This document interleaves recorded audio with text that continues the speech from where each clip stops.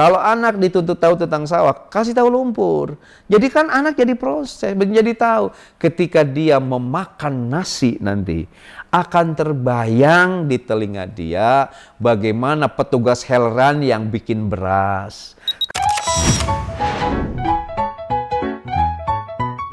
Dosen gede, materinya mantap. Belajar pun makin cepat tangkap. Kampus fleksibel, waktunya pas. Kuliah seru ya di Kulkas. Diskusi seru, ilmunya asik. Belajar cepat, masa depan jamin. Kulkas, seru kajiannya, seri sajiannya. Oh yeah.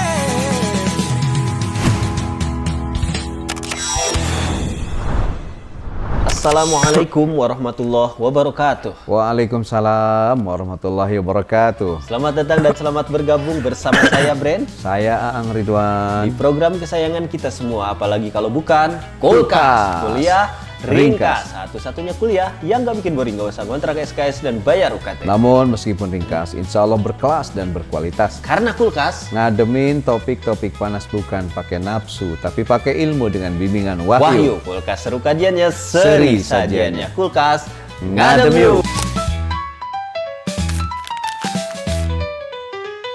Hari-hari terakhir untuk penghujung Ramadan, Pak Jaang deh. Aduh. Sekarang topiknya warisan terbaik untuk anak. Pak Jaang, bisa elaborasi silahkan Pak Jaang. Oke, konotasi warisan itu seringkali pada harta. Betul. Oke, tidak ada perdebatan bahwa harta ada warisan terbaik. Karena itu harta seringkali jadi harta pusaka. Tapi kan ada masalah, tidak semua orang tua bisa mewariskan harta. Nah, itu dia. Khawatir, tahun-tahun Indonesia ke belakang tahun efisiensi. Tahun efisiensi. Pos apokalips, waduh. Gawat juga ya. Khawatir negara terus nggak kunjung baik, kita Iya. itu ya khawatir. Di sisi lain, Mang, warisan harta juga ternyata ditemukan sejumlah fakta problematis. Betul. Pertama, lazimnya misalnya, ketika harta warisan tidak dicatat dan didokumentasikan dalam catatan yang baik, itu bisa menyebabkan ahli waris kesulitan dalam mengidentifikasi dan menghitung harta warisan itu. Dan tidak semua orang tua hartanya itu dicatat dengan baik. Satu. Yang kedua, selalu saja ada hilangnya harta warisan karena ada penggelapan yang dilakukan oleh oknum ahli waris yang nakal. Selalu saja ada ya? oknumnya, Pak Haji. Oke, Benar. anaknya nyebar jauh di kota, orang tuanya di kampung. Saudara yang di kampung banyak ngakalin tuh. Betul. Sehingga yang jauh menjadi tidak tahu. Ini fakta hasil riset. Tapi kenyataan di lapangan Kenyataan pun ada demikian, Pak Haji. penggelapan harta warisan yang dilakukan oleh oknum Oknum keluarga. ahli waris. Iya. Dua.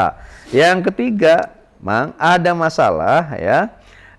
Hilangnya keadilan dalam pembagian harta warisan. Betul. Karena ada ahli waris yang mek ya, ahli waris yang rakus, Iya. ahli waris yang greedy, hingga ini bisa memantik adanya antagonisme atau permusuhan yang berkepanjangan tuh di waris harta. Gara-gara Kan makanya ada statement harta yang kita makan ujungnya jadi kotoran. Harta yang kita wariskan kadang jadi sumber pertengkaran, ya. Maka harta yang abadi itu yang dijakatkan dan diinfakkan sedekah, karena itu akan jadi teman terbaik kita di alam kematian. Betul. Itu Mang, ya, istilah itu benar ya, Pak Haji. Iya, maka anak yang baik itu bukan anak yang berebut harta warisan, tapi anak yang berebut untuk merawat dan memuliakan orang tuanya. Terutama ketika sedang sakit-sakitan. Tuh anak yang baik itu. Keempat, adanya beban finansial berupa pajak dari harta warisan yang harus dibayar. Kan harta warisannya ketika banyak, spontanitas pajaknya juga menjadi banyak.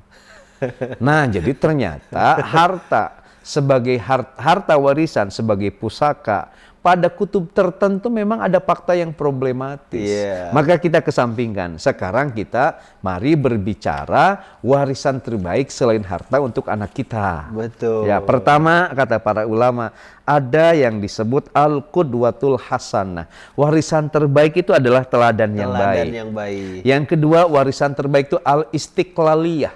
mewaris kemandirian kepada anak. Maka di barat sedang dikembangkan konsep pendidikan tanpa orang tua supaya anaknya mandiri. Oke, yang ketiga tahammulul mas'uliyah. Jadi tanggung jawab, waris anak itu tanggung jawab. Kemudian yang keempat kata para ulama al-qudratu ala halil masakil. Wariskan kepada anak kemampuan menyelesaikan masalah. Kemudian yang kelima as-saja'ah fi tajribatil umuril jadidah. Waris anak keberanian mencoba hal-hal baru. Karena dunia itu dinamis kan, progresif gitu. Kemudian berikutnya as-siqatu bin nafsi. Waris anak itu rasa percaya diri, dan yang terpenting as-sumudun nafsiyu, waris anak itu ketahanan mental. Nah, itu kata para ulama, warisan terbaik bagi anak selain harta, ya di harta bagus pastilah ya, warisan terbaik ngan bisi, bilih bisi. Ya, kita tidak punya apa-apa gitu ya. Terkait tadi juga harta problematik kan Pak Haji ya. Nah, ini ada 6 atau 7 kiatnya Pak Haji ya untuk apa namanya sebagai warisan terbaik. Nah Pak Haji langsung saja ke warisan pertama Pak Haji, yaitu keteladanan. Ini bisa Pak Haji elaborasi. Al-qudwatul hasanah, keteladanan yang baik itu saya kira harus diwariskan kepada anak kita. Kenapa? Sebab ada postulat gini, orang tua seringkali gagal menyuruh anak untuk berbuat baik, tapi anak tidak pernah gagal meniru apapun yang dilakukan oleh orang tuanya. Iya juga sih, benar ya. Benar. Karena itu sebagai seorang muadib, sebagai seorang guru, seorang tua itu harus melukis dirinya dengan seindah-indah lukisan.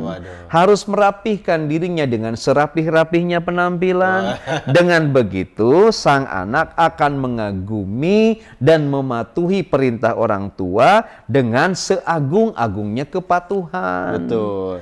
Mang, pada kutub ini kan orang tua tidak perlu banyak instruksi, apalagi memarahi anak untuk berbuat baik. Sebab anak sudah melihat lukisan indah pada ayahnya. Ada semacam role model ya Pak. Ada perilaku indah pada orang tuanya. Betul. Gitu.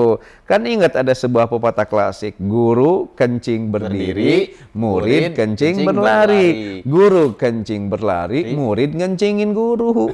Kan bisa seperti itu. Bisa juga seperti itu. Betul. Banyak sekarang kan anak-anak yang seperti itu. Gini Mang, bila guru mengumandangkan adzan, maka murid akan melantunkan qomat.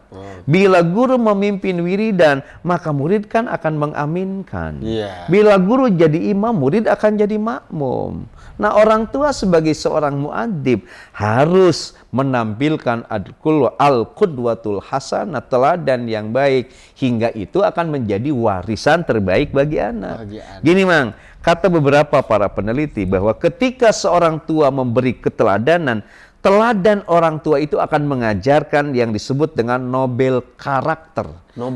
Karakter mulia bagi anak. Ketika orang tua ngasih keteladanan, maka itu akan mewariskan moral integrity. Integritas moral bagi anaknya. Selain positif personality. Nah, dalam teori tumbuh kembang anak gini Mang, pertama Nobel karakter mulia, moral integrity, dan positif personality itu adalah most beautiful heritage, warisan terbaik bagi anak.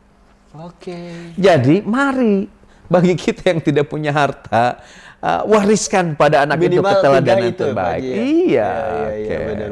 Itu. Jadi seperti itu Pak Haji. Nah, sekarang barusan kan keteladanan Pak Haji ya. Kalau yang kedua ini lebih kepada kemandirian. Jadi mewariskan kemandirian seperti apa? Al-istiqlaliyah atau kemandirian itu juga merupakan most beautiful heritage ya, adalah warisan terindah bagi anak kita. Pertama, cara mengajarkannya begini, beri kesempatan kepada anak untuk mengambil keputusan tentang pilihannya, dan beri kesempatan dia untuk bertanggung jawab atas pilihannya itu. Jadi gini Mang, bila anak memilih jambu, jangan dipaksa milih madu. Sebab manisnya madu yang dipaksakan akan terasa sepahit empedu. Waduh. Gitu Mang. Benar. Bila anak memilih naik gunung, jangan dipaksa naik jabatan. Sebab jabatan yang dipaksakan akan memancing hujatan dan berbuah penderitaan. Betul. Kalau mau naik gunung, sini naik gunung. Diberi jabatan itu jangan. Jangan memaksa anak untuk bergaya rambut ABCD. Yap. Abri bukan cepak doang. Ketika anak ingin cukur gundul kayak DDS, David da Silva, supaya gacor kan gitu. Nah, gitu Mang ya. Abri bukan cepak doang, ABCD. Jangan, kalau anak mau cuka ya kasih cuka, jangan dikasih madu. Biar dia bertanggung jawab pada pilihannya. Oke. Sebab Mang, cuka akan terasa manis jika cukanya sama kamu. Seru kajiannya, seri sajiannya.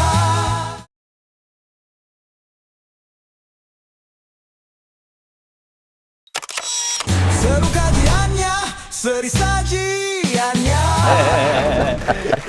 Aku suka sama kamu. Yang kedua, Mang, Oke. untuk kemandirian, ajari anak kemampuan mengelola emosi. Dikelola emosi. Wariskan anak tuh bisa mengelola emosi, Oke. ya, seperti latihan untuk damai dengan kesedihan, untuk sabar menerima ujian, untuk senyum setiap kali mendapatkan cobaan. Oke. Yang ketiga, agar al-istiqlaliyah, anak kita memiliki kemandirian sebagai warisan terbaik itu, ajarkan anak pertama kemampuan komunikasi, yang kedua kemampuan kolaborasi, ketiga kemampuan adaptasi. Pahami? Komunikasi, kolaborasi, adaptasi itu disebut sebagai cornerstone of autonomy atau pillar of independence. Jadi komunikasi, kolaborasi, dan adaptasi itu adalah pilar kemandirian bagi anak kita. Meski nanti, Mang, tidak semua anak wanita tuh pingin mandiri. Ada yang pingin BCA, ada yang BRI, Ada yang ingin Danamon. ada juga yang pingin Bang Emo. Jangan dong.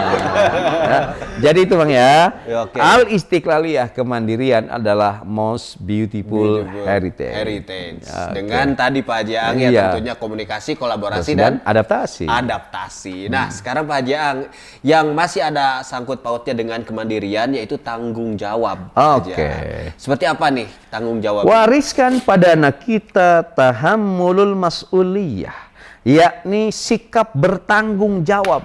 Karena ternyata tanggung jawab ditarik simpulan juga sebagai warisan terindah bagi anak kita. Oke. Pertama, bagaimana cara mengajarkannya? Beri anak kita batasan yang clear cut tentang tanggung jawab itu apa, meski tentu sesuai dengan usia dan kemampuannya. Jadi kasih aja dulu Pak. Kalau Haji Ang. marahin anaknya kepada engkau, apa misalnya tanggung jawab itu? Tanggung jawab itu ketika kamu punya mainan, kamu harus membereskan. Oh. Itu tanggung jawab. Nah, itu sih harus dari sejak dini Pak Haji. Benar nggak? Iya, iya, iya. Tanggung jawab itu ketika anak meminta jajan, kata kamu, kalau kamu mau jajan harus berangkat sendirian. Oh. Oke, tanggung jawab itu misalnya kalau kamu malas, kamu harus siap jadi orang miskin. Nah, jadi ada batasan yang clear cut tentang apa itu tanggung jawab. Oke, jadi Kedua, ada clear cut. Ada clear cut Iya. batasannya. Yang kedua, cara mengajarkan tanggung jawab, beri kesempatan kepada anak untuk berpartisipasi di rumah itu sesuai dengan kemampuan. Bang Oke. Bren, contoh, beri dia partisipasi untuk bersih-bersih sekali-kali, nyuci piring sekali-kali, kemudian nyalain lampu kalau gelap, matiin lampu kalau matahari sudah terang, nyapu di luar rumah, bersih-bersih toilet, itu juga bagian dari tanggung jawab. Memberi kesempatan untuk berpartisipasi mensolusi masalah di rumah. Iya. Kemudian ketiga, bagian dari pendidikan tanggung jawab, beri kesempatan kepada anak untuk belajar dari kesalahan. Jangan gampang dimarahi, apalagi dihukumi. Kalau anak kita sekali-kali salah, nggak apa-apa, beri kesempatan untuk salah. Kenapa? Sebab saya punya catatan gini, ada quote of the day. Oke. Mistake are an opportunity for growth toward responsibility. Belajar dari kesalahan Oke. adalah proses menuju tanggung jawab. Oh. Jadi oke. orang tanggung jawab itu ketika dia sudah diajari oleh kesalahan. Maka kasih kesempatan anak belajar kesalahan. Keempat, kasih apresiasi atau pujian ketika anak menunjukkan tanggung jawab. Tanggung jawabnya. Sebab kasih sayang tidak cukup kalau tidak diimbangi dengan dikasih uang. Oke. Nah, Jadi harus ada reward juga Ada kan? reward gitu. Nah, Oke, gini oke. Mang. Batasan yang jelas tentang apa itu tanggung Tanggung jawab. kesempatan partisipasi untuk belajar tanggung jawab di rumah, dikasih kesempatan ketika dia berbuat kesalahan, diapresiasi bila dia belajar tanggung jawab. Itu kata teori tumbuh kembang anak disebutnya apa? Colorful mosaic.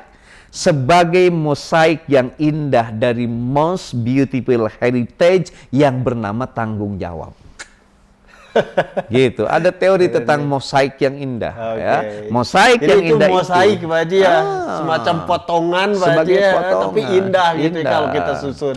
Ini luar biasa banget ya. Dan ini gak bakalan dipunyai, Pak Haji, ketika kita mewarisi cuman harta doang. Harta. Ya, Yang nyeri maksudnya hati diwaris harta malah berantem. malah berantem. Adik dan kakak malah berjauhan, Oke, bermusuhan. oke. Nah ini Pak Jaang, sekarang kan barusan tuh tanggung jawab Pak Haji. Tanggung jawab. Ini juga masih ada kaitannya dengan tanggung jawab, yaitu kemampuan menyelesaikan masalah gitu. Oke. Jadi ketika sudah bertanggung jawab ya harus bisa problem solving biasanya. Nah, yang jadi masalah dari anak-anak sekarang ketika mereka diberi masalah, mereka tidak bisa menyelesaikan masalah. Iya sih. Akhirnya mereka lari dari masalah, narkoba, nyimeng, semuanya. Itu anak-anak yang tidak bisa menyelesaikan masalahnya. Oke. Maka waris Bener, kepada anak kita kemampuan untuk menyelesaikan masalah. Al-qudratu ala halil masyakil. Kemampuan menyelesaikan masalah.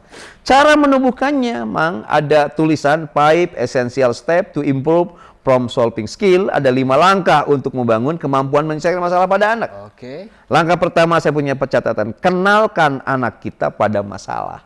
Oke. Kenalkan pada masalah, beritahu bahwa ada 2 hal yang menjadi sahabat dalam hidup kita, teman setia dalam hidup kita. Pertama air mata, kedua tawa.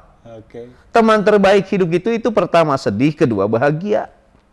Ingat, Mang, seberat apapun masalahmu, jangan lupa untuk mengeluh. Kirain. Nah, Itu runtutannya padahal sudah motivator. oke. Kenalkan anak kita pada realitas yang akan mendampingi kita, bahagia dan sedih, kaya dan sengsara, Betul, dan nah, itulah kan bagian dari hukum alam, ya. Seperti sekarang, Mang, kita kan dihadapkan pada efisiensi. Efisiensi itu mengingatkan kita pada rumus 5W1H. Tahu? Gimana Pak Haji? 5W1H. What? Waduh. Waduh. Walah. Walah. Waduh. Waduh. Walah. Hanya. Aduh. Kirain. Waduh. Bukan Pak Haji ya. Oke, kedua, Mang, untuk supaya anak kita bisa menyelesaikan masalah, Oke. kembangkan kemampuan berpikir kritisnya. Anak kita tuh harus kritis. Bagaimana caranya? Beri kebebasan kepada anak kita untuk bertanya. Bertanya. Jadi kalau Marhaina bertanya, beri kebebasan, dan Mang Bren kasih jawabannya. Betul. Suruh baca buku, beliin buku, tong hanya main gadget. Betul. Ajari kalau bicara berbasis fakta anak kita itu. Jangan berbicara kalau tidak ada faktanya. Lalu belajar mengakui kesalahan. Kalau salah akui saja gitu. Sisanya misalnya bijak dalam berteknologi, ya. Nah, itu bagian dari mengembangkan kemampuan berpikir kritis. Yang ketiga, yakinkan kepada anak kita supaya bisa menyelesaikan masalah bahwa setiap masalah itu akan ada solusinya. Akan ada solusinya. Lalu yang keempat, asah kemampuan mengambil keputusan. Anak tuh harus bisa ngambil keputusan. Sejelek-jeleknya keputusan, itu saya kira sebagai langkah yang baik. Caranya, biasakan anak kita kenal dengan pilihan-pilihan dan langkah-langkah opsional. Oke. Harus tahu pilihan-pilihannya. Kalau tidak bisa A, kamu lakukan yang B. Jadi ada- Kalau B, ada opsi. Ada plan ya Pak Ada Haji ya? plan A, plan B seperti gitu. Misalnya ada kata bijak begini, Mang. Saat kehidupan tidak bisa memberimu senyuman, Senyuman. berikan saja sedikit gelitikan. Ada opsi Ada untuk membuat opsi. senyuman alternatif. Alternatif.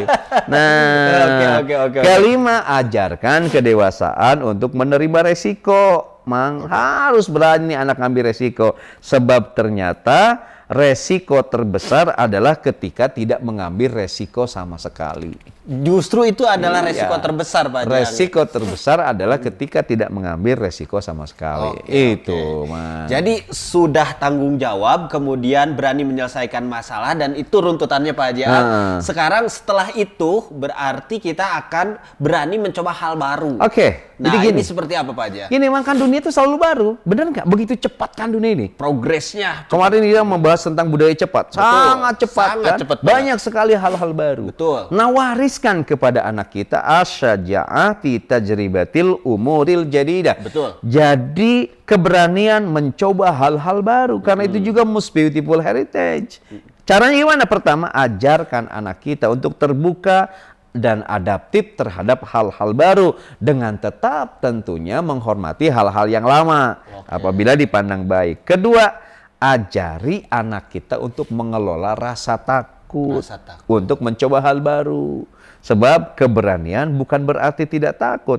Keberanian itu berarti menaklukkan rasa takut. Oke, nah itu kadang kan yang jadi masalah ya kita takut lah Pak Haji ya. Kemudian ketiga, untuk menghilangkan rasa takut itu ya, berani mencoba hal baru itu, Ya. kembangkan kemampuan berpikir positif anak. Oke. Caranya ajak anak untuk melihat bahwa ada sisi positif dari hal baru untuk kebutuhan kita. Kadang itu yang tidak disadari. Nah, jadi dari hal baru tuh lihat sudut positifnya, lalu kasih tahu kepada anak dari hal baru itu, Neng, kakak, adik, semuanya ada yang bermanfaat untuk kehidupan kita. Oke. Sok berani coba. Seru kajiannya, seri sajiannya.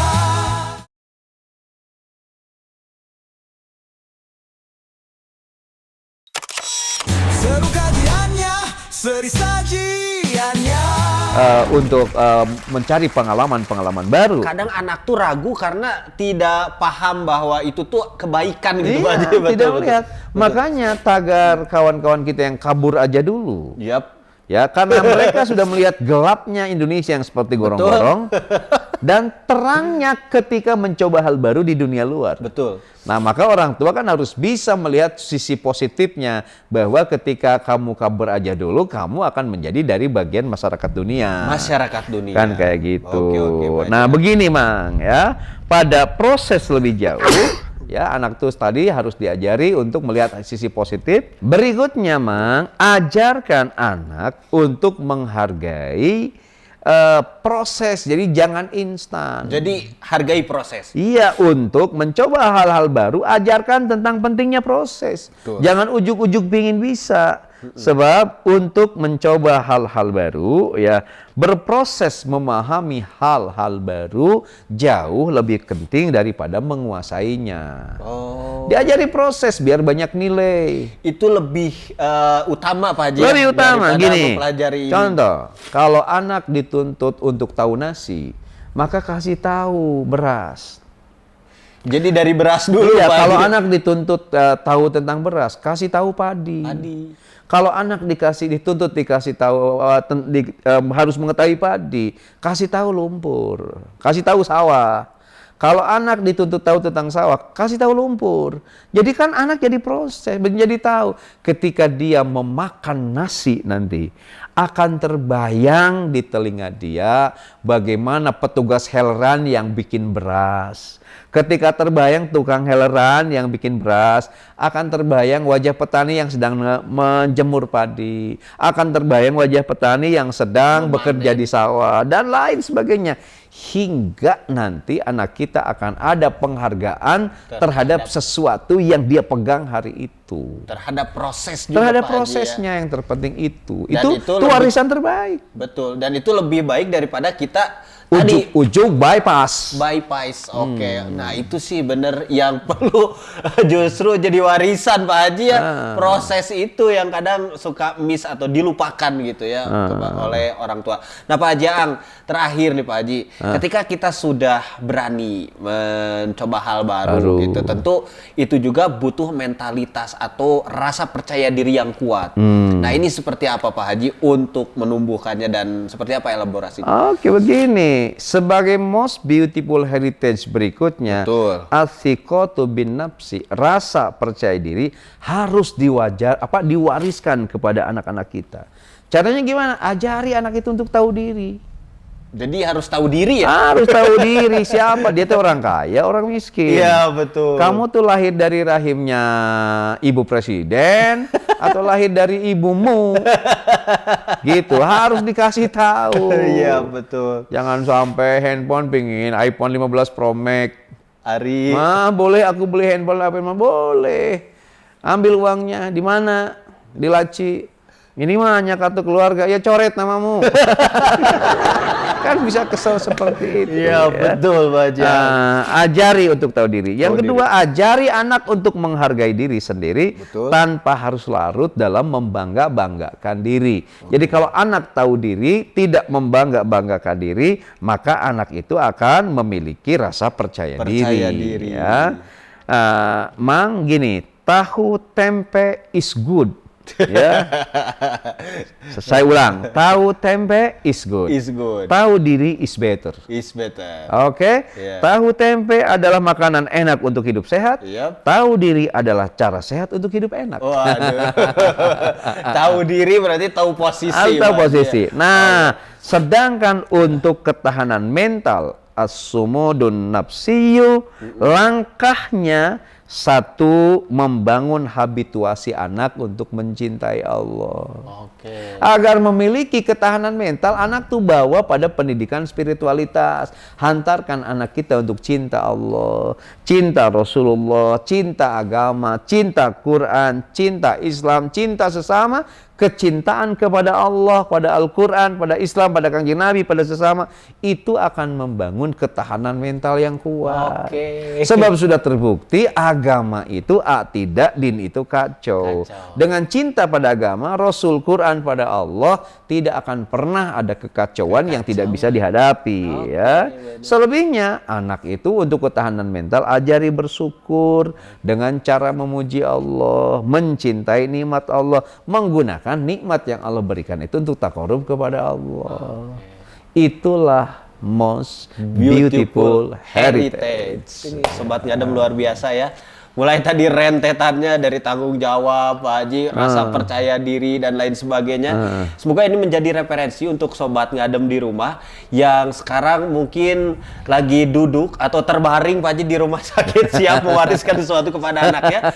Atau bagi Sobat Ngadem yang muda-muda yang siap mewariskan kepada anak-anaknya yang masih kecil. Nah ini tidak hanya harta ternyata.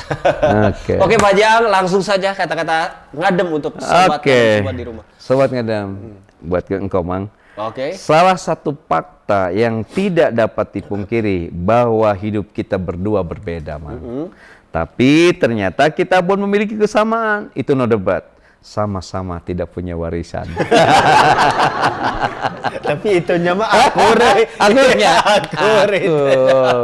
Kita mah perintis bukan pewaris. Buktinya Pak Jang, rumahnya sudah jadi belum? Udah jadi. Udah jadi ya. Saya berarti yang belum.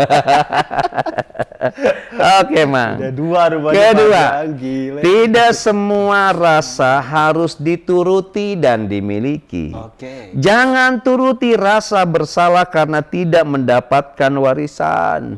Dan jangan terlalu memiliki rasa senang karena mendapatkan warisan. Oke. 3. Harta warisan itu ibarat mantan. Dia hanya numpang lewat. Yap. Kalau toh bisa bikin senang hati hanya sesaat. So, janganlah anakmu hanya diwaris harta, apalagi diwaris hutang. Waduh. Waris yang 7 tadi. Ya. Betul. Berikutnya, jangan terlalu menggantungkan diri pada siapapun di dunia ini. Sebab di kegelapan malam, bayanganmu sendiri akan pergi meninggalkanmu. Waduh. Bahkan kelembutan hati istri sekalipun kadang seperti busa, sering membuat pedih di mata. Kenapa kalau gitu jadi busa? Lembut kan? Istri kita lembut. Kelembutannya kayak busa. Perih. Intinya jangan menggantungkan diri kepada orang manusia, lain. jangan Oke, ya. siap. Kelima, Imang. Jika minum susu sapi bisa membuat anak cerdas, lalu kenapa tidak ada anak sapi yang menjadi wapres? Nih, dengerin Samsul premisnya. Samsul Premisnya, jika mendapat harta warisan bisa menjadi hebat. Oke. Lalu kenapa banyak tikus mati di lumbung padi dan semut mati di lumbung gula? Nah, itu intinya bener. Premis namaksakeun. Luar biasa. Bener-bener Pak Jang, itu aja Pak Jang. Udahlah cukup, Man. Oke, semoga ini jadi referensi untuk Sobat Ngadem semua di rumah. Tidak terasa 30 menit kebersamaan kita menemani Sobat Ngadem semua di rumah jawaban atas pertanyaan ini. Jangan dianggap yang paling benar, tanya pada narasumber lain sebab di kita banyak sekali orang-orang cerdas. Jangan lupa juga like, komen, dan subscribe di Ang Ridwan Official, dan jangan lupa juga saksikan terus Kulkas di Inspira TV. TV inspiratif dan positif. Saya Bren Cianjur undur diri. Saya Ang Ridwan pun undur Tetap di diri. program kesayangan kita semua, apalagi kalau bukan Kulkas. Kuliah ringkas. Satu-satunya kuliah yang gak bikin boring, gak usah ngontrak SKS dan bayar UKT. Namun meskipun ringkas, insya Allah berkelas dan berkualitas. Karena Kulkas Ngademin topik-topik panas bukan pakai nafsu tapi pakai ilmu dengan bimbingan Wahyu. Kulkas seru kajiannya, seri sajiannya. Kulkas Ngadem yuk. Assalamualaikum warahmatullahi wabarakatuh. Waalaikumsalam warahmatullahi wabarakatuh.